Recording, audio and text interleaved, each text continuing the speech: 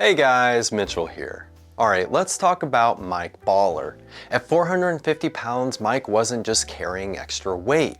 He was carrying years of unhealthy habits. But over 18 months, he completely turned his life around, shedding 225 pounds and becoming the guy who competes in Ironman races. How did he do it, you might ask? By sticking to the basics: diet, exercise, and accountability. Now, I know what you're probably thinking. Cool story, but what does that have to do with my business? Well, everything. The same principles that transform Mike's life can help you transform your profit margins. And don't worry, you won't have to run a marathon, unless you're into that sort of thing.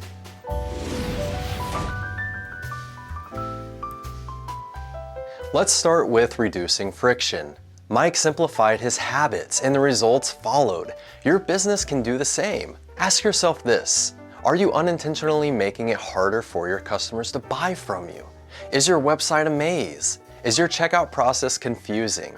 Do customers need a magnifying glass to find your contact info? Here's the fix.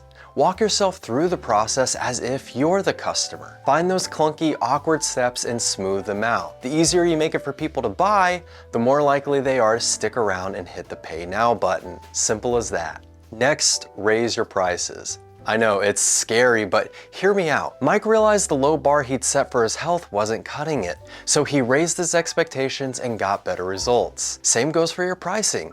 Being the cheapest option doesn't make you the best, it just makes you, well, cheap. People actually associate higher prices with better quality, so don't be afraid to nudge those prices up a bit. You might lose a few bargain hunters, but you'll attract customers who see the value in what you do and are happy to pay for it.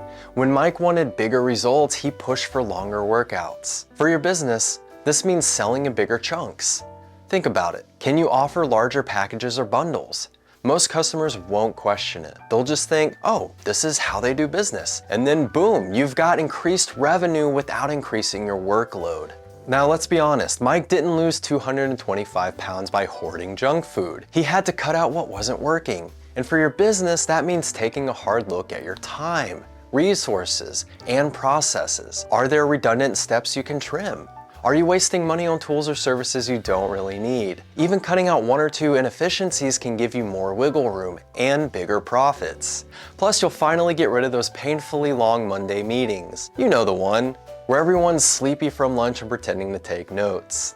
Mike didn't chase every diet trend on the internet. He stuck to the basics: diet and exercise. Your business has a bestseller too. That one product or service you crush every time. Focus on it. Double down.